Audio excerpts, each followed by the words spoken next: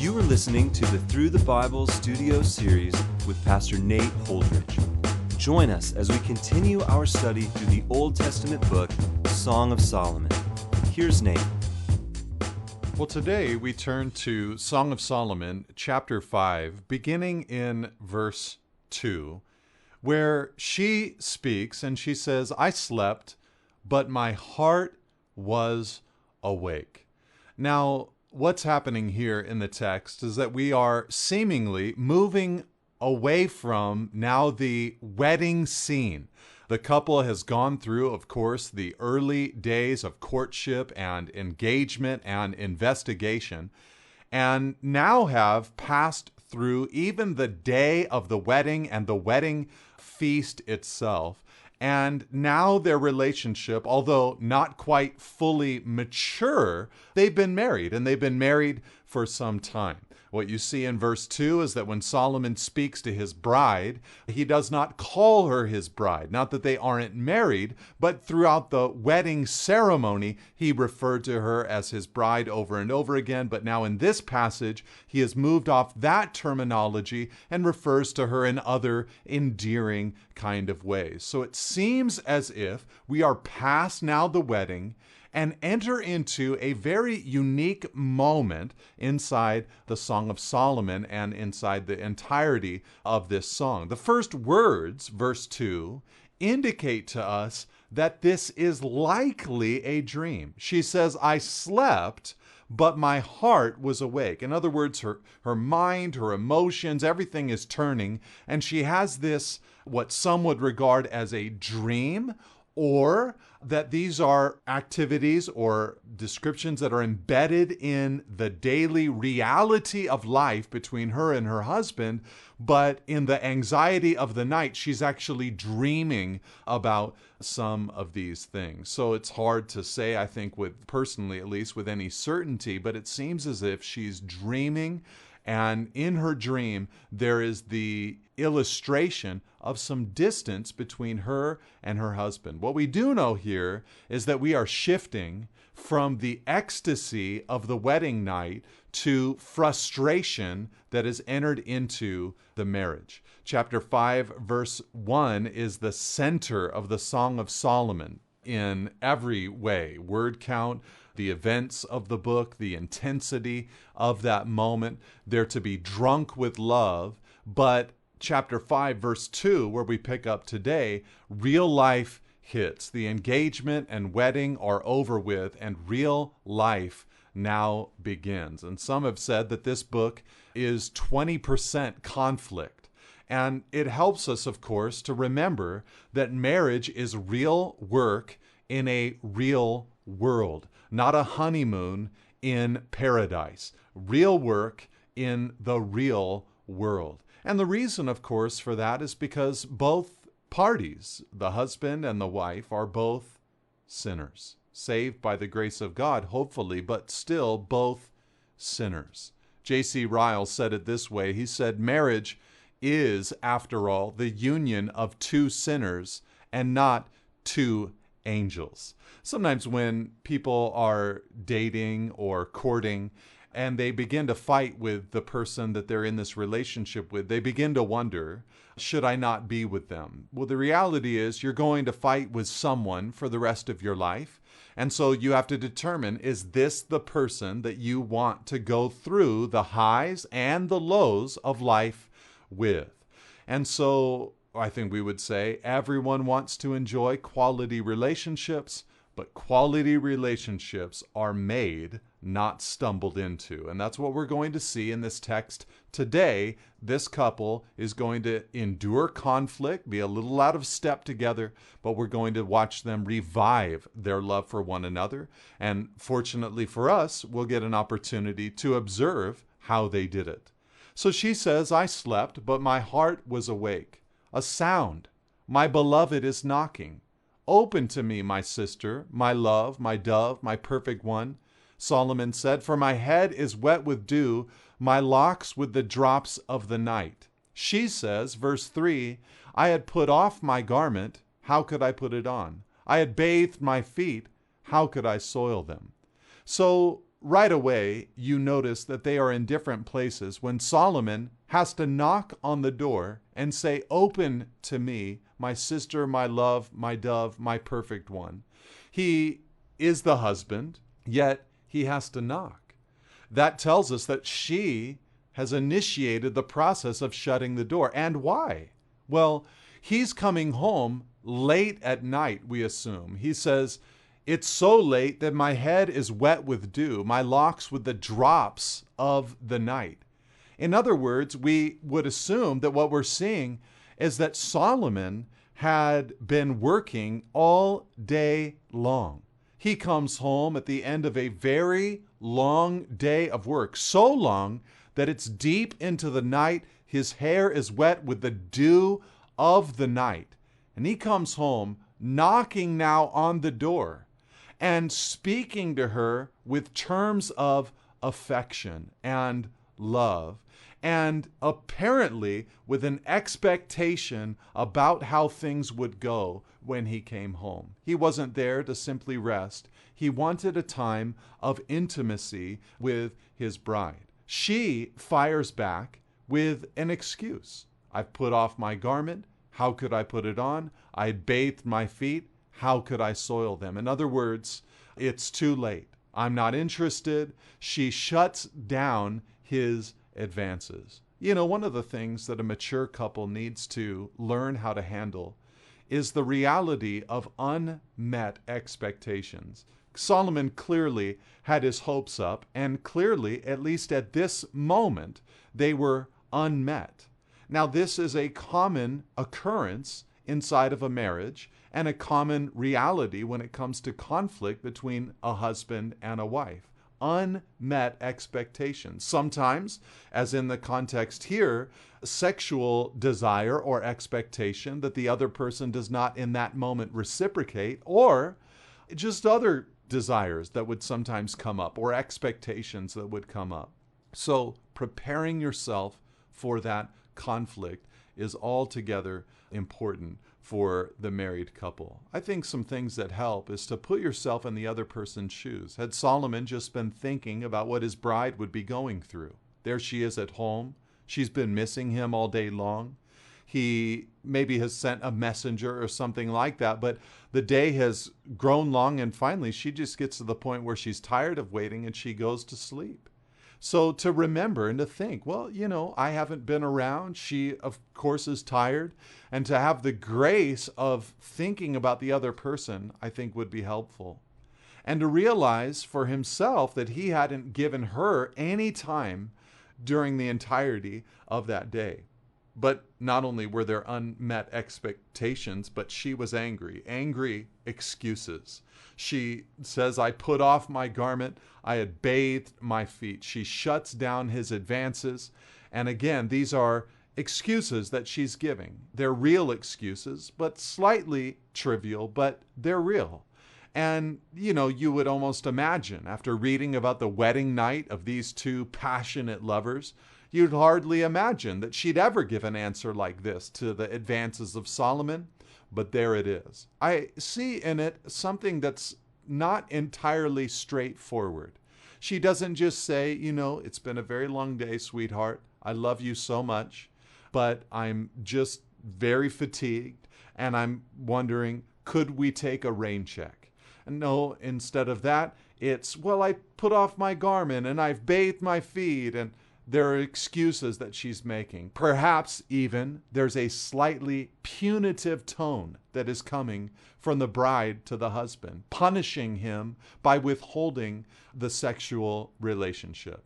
She says in verse 4, she says, "My beloved put his hand to the latch, and my heart was thrilled within me." Now what that means is that Solomon, he reached out, put his hand on the latch, and the door was locked. She had actually locked the door, it appears. Eventually, she comes to a place, after refusing his initial advances, where she says, "My heart was thrilled within me." Now, most people interpret this to mean that she had an awakened sexual desire for her husband. But some people point out that this phrase is used in other passages in the Bible, like Isaiah 16 and Jeremiah 31, to describe pity or compassion. That perhaps what happened is she heard the handle being jiggled. She knew that he was trying to get into the home or the bedroom, but the door was locked, and eventually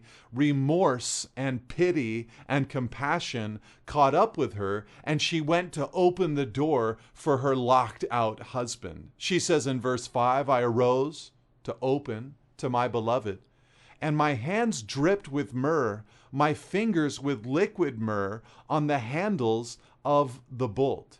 This tells us perhaps that when she finally, with that remorse in her heart, goes to open up the door to their bedroom, she puts her hand on the door and it's covered with this myrrh, with this liquid myrrh. Now, what does that mean? Likely, this was a sign from her husband. Like a valentine, or like rose petals, or like lit candles. It was a gesture of romance for his bride. He's letting her know, I wasn't here just for a place to sleep. I was here for romance at the end of a very long day. Perhaps even it was Solomon's way of saying, look, I hear you. I hear that you don't want to have anything to do with me. I know that you're upset with me in that moment, but I want you to know that I love you anyhow in this moment. She says in verse 6, I opened to my beloved, but my beloved had turned and gone. My soul failed me when he spoke. I sought him, but found him not. I called him, but he gave no answer. The watchmen found me as they went about in the city. They beat me, they bruised me. They took away my veil, those watchmen of the walls. Now, what we have here is the journey of both Solomon and his bride from her perspective. First of all, she goes out of the room and she begins calling for Solomon, and he gives no answer. It tells us perhaps that he went to be alone, believing the best about Solomon and thinking good of him. We would assume that he went away to be alone, to think and to pray. She goes out and she describes her experience. She says, the watchmen found me. Now, we'd seen her in a previous dream see the watchmen. They basically ignored her in chapter 3 in that dream, but here they beat her, they bruised her. She says, they took away my veil. This is part of the reason why so many people believe that this is a dream, besides the fact that she said, while I slept, my heart was awake. But that you would never see the queen being beaten and bruised and her veil taken away. So it seems as if this is a fanciful dream. But in her dream, she's beaten and bruised by these watchmen. What does this indicate? Perhaps it indicates that she had fallen under conviction. Solomon went away to think. Solomon went away to pray, we might believe. She, in searching for Solomon, was wounded. Perhaps what we're seeing is that her conscience was wounded. Her heart was convicted. She came under the wounding ministry of the Holy Spirit and received conviction from God. And if that's the case, what we're seeing is that they both gave God space to operate in their own hearts. The reality is that you cannot change your spouse. You are not the Holy Spirit. That's not your role. The issue inside of us is our hearts. Our hearts are deceitfully wicked. Our hearts are prone to sin. Our hearts are prone to rebellion. And yes, there are best practices for marriage. And yes, there is wisdom that can be gained. There are different things that if I do this, then they might do that. But the reality is that at the end of the day, the problem, the big obstacle is the heart of man. It's the heart that needs change, and only God, we know, can change the heart. Solomon gave God the opportunity to deal with him. The woman gave God the opportunity to deal with her, and she was convicted, and I think as we'll see later in the text, Solomon himself was convicted as well. Note that had Solomon reacted with anger, had he lashed out, had he kicked the door down, had he become violent or visibly upset, he would have done harm to the relationship. You see, a lot of times when your expectations are not met, pride will kick in. You'll see everything that you're owed. But humility doesn't see what you're owed. Humility sees the other person and how difficult it might be to just even be married to you. Humility lowers the self, whereas pride, of course, exalts the self. She says in verse 8, I adjure you, O daughters of Jerusalem, if you find my beloved, that you tell him, I am sick with love. In other words, I don't know where he is, but if you see him, tell him that I am sick with love. She's come back to her senses, and she realizes, this is the man I love.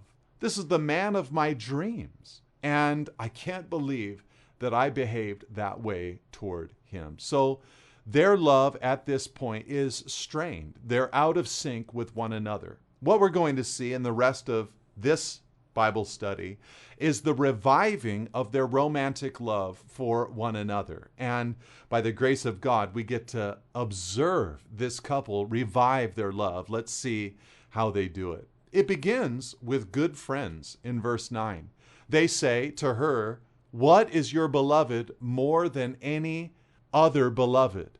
O most beautiful among women. What is your beloved more than any other beloved that you thus adjure us? So they want to know, what is your beloved more than another beloved? What's so special about your man? And when they ask that, it's very likely that the question isn't one from a negative posture. In other words, hey, what's the big deal about your man? But that they're actually trying to mine the heart of this woman to get her to begin to open up her mouth so that she might realize, oh, my husband is a good man. I'm in a blessed position. I have a good spouse and a good marriage. So part of reviving love is, first of all, to have good friends in your life who will say this kind of thing to you, that will not say, run away when a marital conflict comes, and will not encourage you in yourself and your flesh and say, oh, how dare your spouse do that or do this. But instead, they look at you and say, let's focus on what is so good about this spouse of yours. Good friends who ask good questions. She says, my beloved, verse 10, is radiant and ruddy, distinguished among 10,000. She begins to open up her mouth and describe her husband in a very complimentary kind of way. It's been said, it's important to point out that this is the isolated physical description of Solomon in the entire Song of Solomon. There are 3 descriptions of her physical beauty, but only 1 description of his physical traits. This is very rare in ancient poetry, to have a female speak of a man in this kind of way. What it's saying is that she's realizing and sort of coming to her senses and confessing, I am attracted to this man in every way, sexually, physically, emotionally, spiritually. She unlocks her mouth and she praises her man for the reality of who he is. Their question opened the door for her praise, which would revive their love for one another. She praised him in a few different ways. She says in verse 10, he's distinguished among 10,000. He's unique. There's no one like him. His head is the finest gold. Not that his head was literally gold, but, she's praising his value and perhaps even his mind.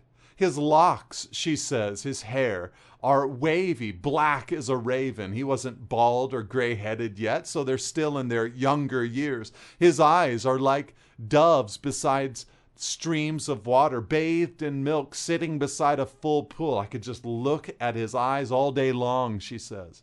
His cheeks are like beds, verse 13, of spices, mounds of sweet-smelling herbs. His lips are lilies, dripping liquid myrrh. His arms are rods of gold set with jewels. His body is polished ivory, bedecked with sapphires. His legs are alabaster columns set on bases of gold. His appearance is like Lebanon, choice as the cedars. His mouth is most sweet. He is altogether desirable. She praises many specific attributes about her man. She praises his uniqueness. She's praising him for his attractiveness to her. What I want to focus on, however, is simply that she praised him. This is so much respect that is flowing from her mouth towards her husband. And as she says these things, as she praises her spouse, as she says a good word about him, her heart and her love for her husband begins to be revived. So many spouses will spend so much time saying negative things about one another. But if you covenanted with your mouth to speak positively about your spouse, you would watch God do a great and beautiful thing to your heart. At the end of her statement about her husband, she says, "This is my beloved, and this is my friend, O daughters of Jerusalem." She remembered, I like this man. We are friends together. Now in verse 1, they fire back to her and say, "Where," this is chapter 6, verse 1, "where has your beloved gone, O most beautiful among women? Where has your beloved turned, that we may seek him with you?" They try to ask her and find out if she knows. Do you know? Do you know, they're asking, do you know where your husband is?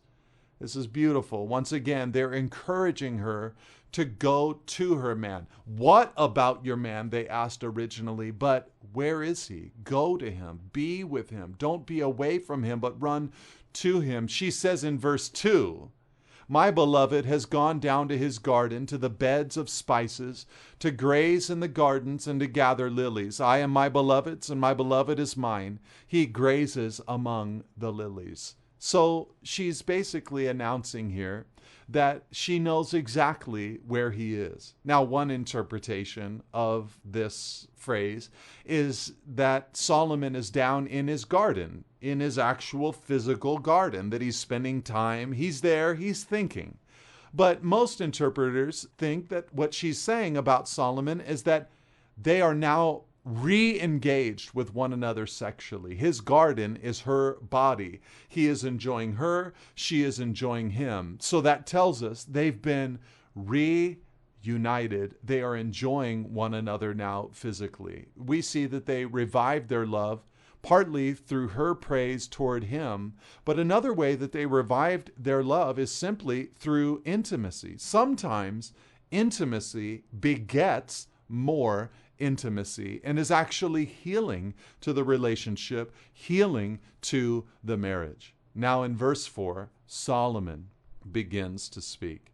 He says, "You are beautiful as Tirzah, my love, lovely as Jerusalem, awesome as an army with banners." Notice here that he opens up his mouth and he begins to in turn praise his bride. He says there in verse 4 some beautiful things. Beautiful as Tirzah. In other words, you are impressive to me like an incredible and stately foreign city. You're lovely as Jerusalem, he said. Jerusalem, a highly valuable city to Solomon. He's saying, you're inspiring to me like the city of Jerusalem. And awesome as an army with banners. You know, to see an army that way, it's intimidating, it's overwhelming. He was moved by her like he'd be moved if he saw a well-armed army. But what is Solomon doing? He is opening up his mouth and he is speaking.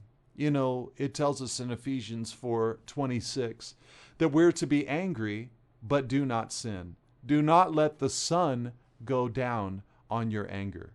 And Solomon responds so wonderfully to his bride. His words, he knows, are powerful.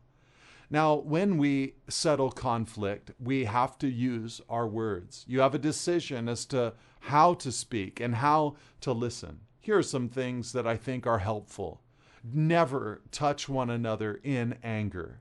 Never publicly shame one another or put down one another.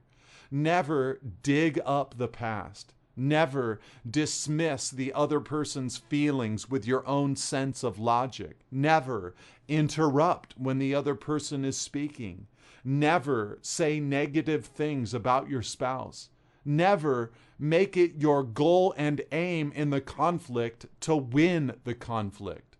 Never put it off. Don't let the sun go down on your anger. Never exaggerate.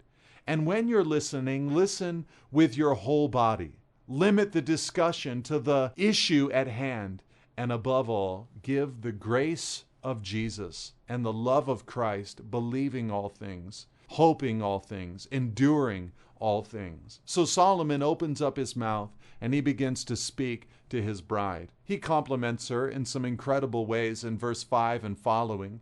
He says, "Turn away your eyes from me, for they overwhelm me. Your hair is like a flock of goats leaping down the slopes of Gilead. Your teeth are like a flock of ewes that have come up from the washing, all of them bearing twins. Not one of them has lost its young." He had said this about her previously, but he says it again. She still had all of her teeth. He says, verse 7, "Your cheeks are like halves of a pomegranate behind your veil." He is telling her, "You, my bride, are irresistible to me."